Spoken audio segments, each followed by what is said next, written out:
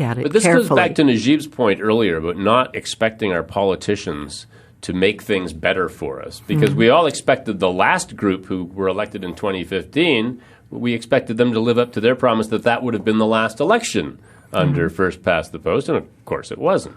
And also, too, I mean, proportional representation has many models, and I don't think anyone has figured out what's the best model for Canada or each of our provinces, which is why they keep failing on referendums. And it's so complex that I think it's intentionally designed that way when it's brought to referendum to fail.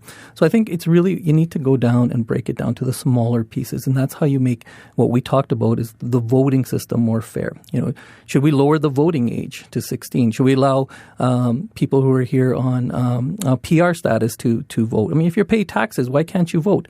And that's what changes the faces of the electorate, right? Online voting. Why can't we vote online? I can transfer millions of dollars online, but it's not safe to vote. I mean, who's convincing us of that? There is countries that do online voting. We do online voting when we pick leaders for our parties. So why isn't it safe to vote online? Because, it favors a certain demographic. And that's what we need to really talk about is these small little changes that eventually, if we make these small changes, the idea of electoral reform on the scale of proportional representation becomes more feasible. Both Aretha and I want to talk to you after we get off the air about those millions of dollars that you're transferring online. Both of our eyes just opened when you said that. I was instantly interested in trying to hack his account, which I never could. But more important is that people vote and that they take their civic responsibility seriously.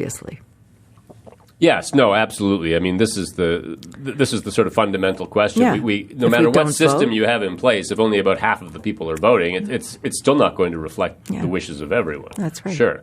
So, do you go to a mandatory voting system? I think actually that would be good. Yeah, absolutely. A lot of countries have that, right? You have to vote. Australia, Holland.